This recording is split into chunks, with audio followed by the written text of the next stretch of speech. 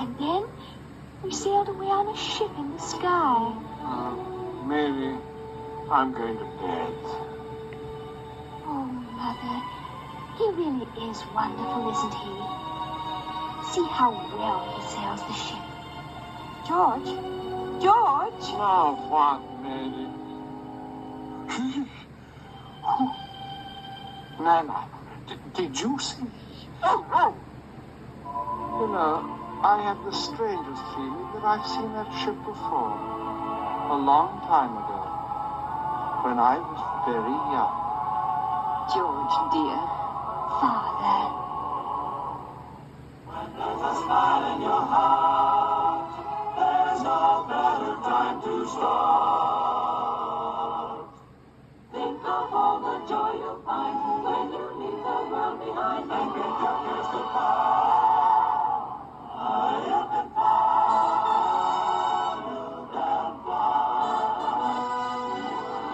The End, a Walt Disney production.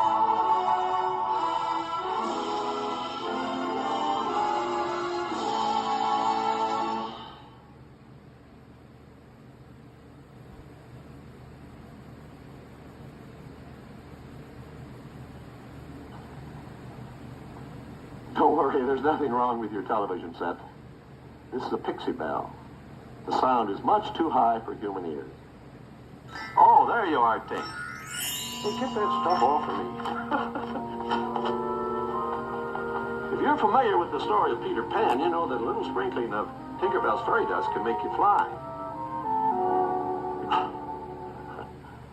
Tink. Tink, wait a minute. Haven't you forgotten something? Aren't you going to take the audience along? Come on, everybody. Here we go! Up to Neverland! Fly away with us, second star to the right and straight on till morning, and discover the behind-the-scenes story of how the timeless tale of Peter Pan was transformed into a soaring Disney classic. But Peter, how do we get to Neverland? The story of Peter Pan began its life on the London stage in 1904. It was written by Scottish novelist and playwright James Matthew Barrie. Sir James Barrie was inspired. I guess he was visited by the muse when he created Peter Pan. It was just a marvelous idea. And the testament is the fact that it's lived all these years and had so many incarnations. He created something that I guess will be immortal. In 1913, a touring company of Peter Pan was seen by this youngster in the small town of Marceline, Missouri. The boy was Walt Disney. He never forgot this epic of boyhood and its unique combination of fantasy and swashbuckling adventure. In 1924, Walt also saw a silent film version of Peter Pan, starring Betty Bronson as Peter. The film contained many innovations, such as a live actress playing Tinkerbell, and special effects that were the state-of-the-art for their day. The silent film, however, adhered to many of the conventions of the stage version of Peter Pan, including the stars rather obviously flying on wires, I flewed. a performer in a dog suit as Nana, and a costumed actor as the crocodile. Walt Disney's efforts to make Peter Pan as an animated feature actually began in the late 1930s during the production of Snow White and the Seven Dwarfs, in an era when Disney's filmmaking imagination was at its peak. Animation was in many ways the ideal medium for Peter Pan because it's a fantasy. Walt Disney himself noted, "The cartoon method gave us many advantages over the stagecraft of Barrie's day, which no amount of pixie dust could cure."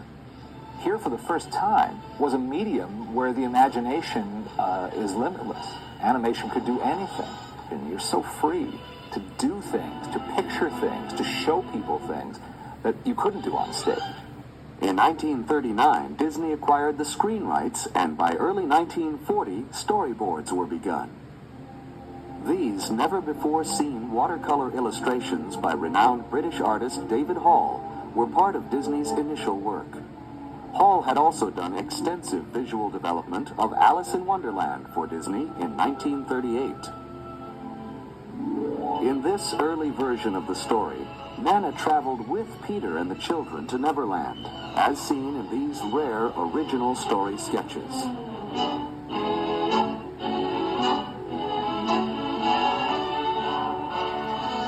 Much of the art created at this time was also darker than the original play, and far more sinister than a typical Disney effort.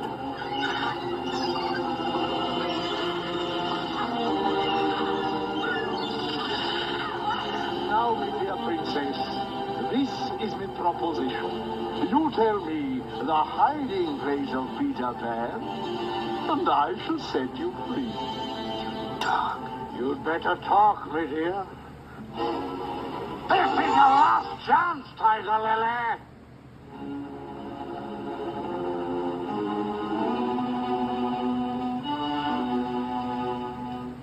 Peter! Here's your spirit.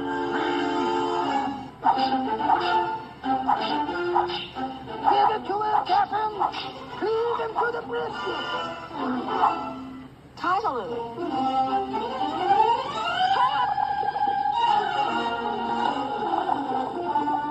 Another part of this early work was an elaborate musical number for Captain Hook's pirate crew, which was ultimately replaced by a different song, The Elegant Captain Hook. An attempt to persuade the Lost Boys to join the pirates' ranks, this earlier song, written by studio music director Frank Churchill along with Ray Kelly, is reconstructed here using a rare song demo recording, coupled with never-before-seen storyboard drawings of the original sequence. Aye, pirates, the only life for red-blooded men. If you're thinking of the future and you'd like a life of ease, if you'd like to make a fortune for your crew, if you've ever had a hanger run to sail the seven seas, then a pirate's life is just a life for you. Yo ho ho, up to Erie you must go, so you might as well make up your mind to sign. If you'd like a share of plunder, if you care for blood and thunder, simply step right up and sign a dotted line. By 1941, a basic story structure was completed. However, the onset of World War II stopped the development. After the war, Walt Disney brought Peter Pan back into development. Progress continued throughout the 1940s, including extensive concept art by renowned color stylist Mary Blair. Finally, in 1950, he said, now's the time, let's do it. And they did. The Disney version of Peter Pan has another interesting first. It's the first time a boy was shown as Peter Pan. There had been a tradition from the time of Maude Adams on the stage and right through Mary Martin and in recent years Kathy Rigby, Sandy Duncan, many others have done it, of women playing Peter Pan. But it was something that was broken, a tradition that was broken by Walt Disney by showing Peter Pan as a boy. Now, it's an animated boy, but it was really a boy's voice, and he was depicted as a boy, which is what he's supposed to be.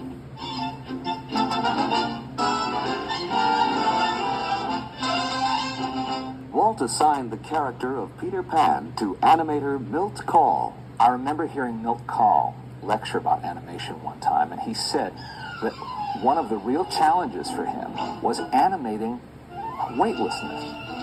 Animating a character who is sort of floating in midair. Not flying, but just sort of floating. It's details like that that we in the audience are not supposed to think about. Of course, we shouldn't. We're involved in the story. Young Bobby Driscoll was assigned to the role of Peter.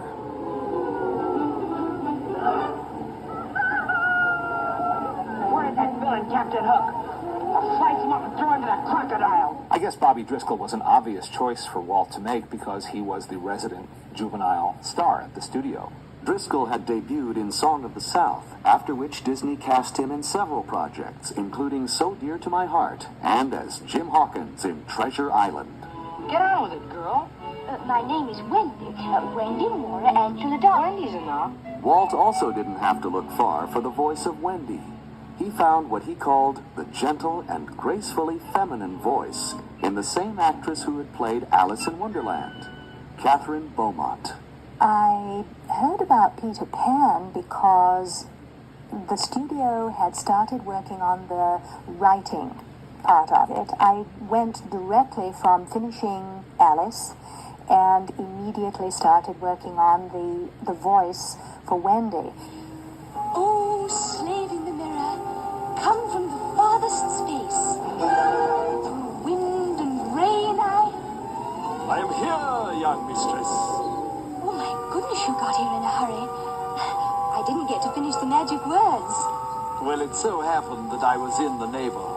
Hans Conried, seen here as the face in the magic mirror, was cast in the tradition of the stage play as both Captain Hook Peter Pan. and Mr. Darling.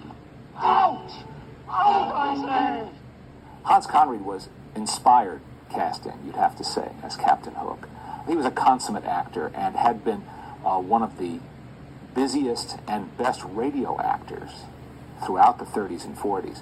So he was well schooled in how to act a part vocally. Peter Pan will be blasted out of Neverland forever. To bring the villainous Captain Hook to animated life, Walt assigned veteran animator Frank Thomas. So I was wondering who was going to get the juicy assignment of doing Captain Hook, and I heard that Walt wanted me to do it. I thought, gee, putting me on that kind of a villain, a comic thing. The story man, Ed Penner, had seen him as a foppish guy, grand manners, thought this is the way to live, midnight suppers, wine, all these gourmet connoisseur type things. While the director saw him as a tough, mean guy who'd shoot the cannon and shoot his own crew on the ship, and he was a menacing villain. He was a menacing opponent for Peter Pan. Now let me see. Where was I? Walt knew that for his version of Peter Pan, Tinkerbell would have to be developed as a fully realized character. From the late 1930s on, character sketches trace Tinkerbell's development, and each reveals the then current conception of feminine beauty. The character that I worked on was Tinkerbell, and Tinkerbell was visualized as a spot of light, which no doubt was something like a strong flashlight that moved around on the background of the stage. In our medium, you couldn't just use a spot of light. So I came up with the design that you see here. She's a pure pantomime character, which in itself I think is very interesting. That she didn't talk, but you know what she's thinking. There's been a rumor for years that she was patterned after Marilyn Monroe. It's the kind of likable story people will repeat because it sounds good, but it doesn't really wash because she was not a star yet. She was not a superstar or a pop culture icon. She was in Hollywood, but the designers and animators at Disney wouldn't have known who she was. I was Tinkerbell. I got this call to come over to Disney to do this audition. And they said, we want her to step on a mirror, a hand mirror that's on a dresser, look down, preen herself, and then suddenly see her hips and be very uncomfortable with the size of them. So I did. I said, certainly. And I stepped on and I looked down and I saw my hips and I measured them. I stamped my foot and marched away. And they said, would it be convenient for you to come next Tuesday? So they knew that I had the imagination that they needed. The use of Margaret Carey as a live model for Tinkerbell was only part of the considerable reference used by Disney animators to bring Peter Pan to the screen.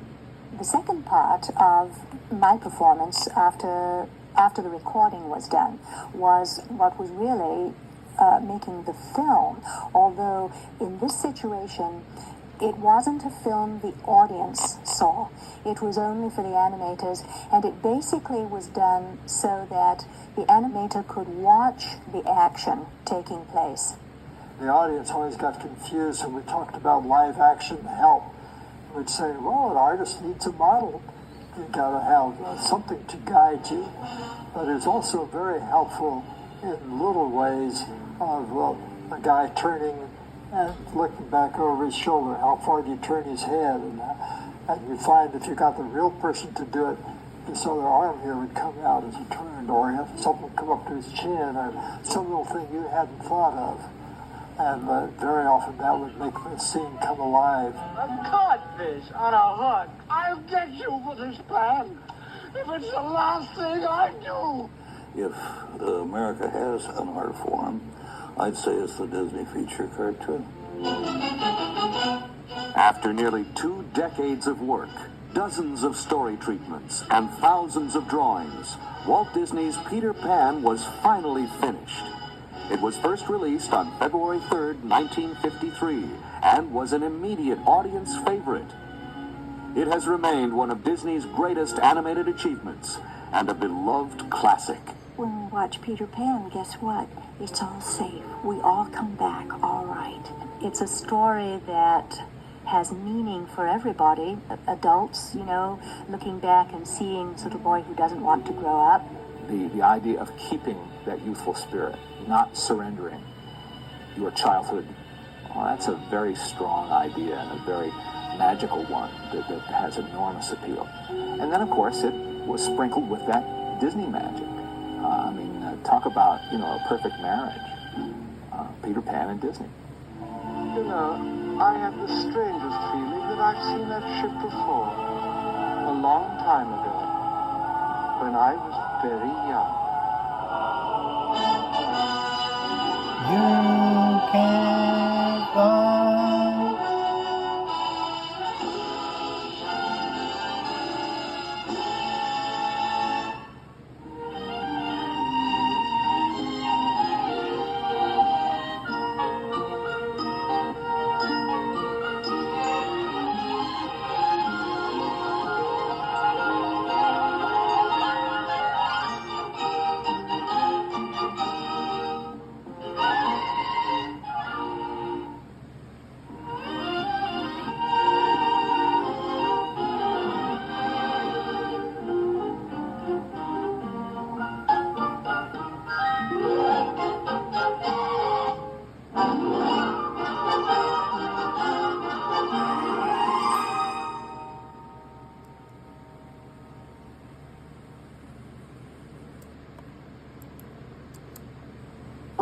Coming soon to theaters.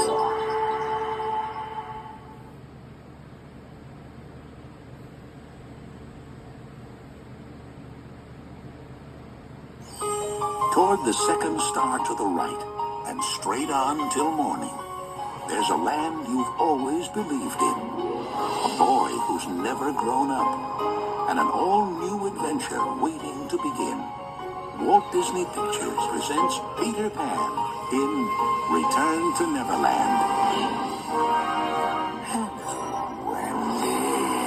Punish me! I'm not Wendy. I'm her daughter, Jane. Cast off, you mangy dog! I've got a little surprise for you, Peter Pan. For me? Ow! Peter Pan? Tinkerbell? My guess is I'm dreaming. If you're Wendy's daughter, you're gonna love it here. Coming only to theaters, the one and only Peter Pan is back. With new characters. Save me! And new music. In an all-new adventure filled with Disney magic. I proclaim you, Jane, a lost boy. A lost girl. How will I ever get back home? The only way out of here is to fly. I've got to try. Walt Disney Pictures presents I'll always believe in you, Peter Pan. Peter Pan in Return to Neverland. Okay, Pink, let her have it. An all-new adventure coming only to theaters February 2002.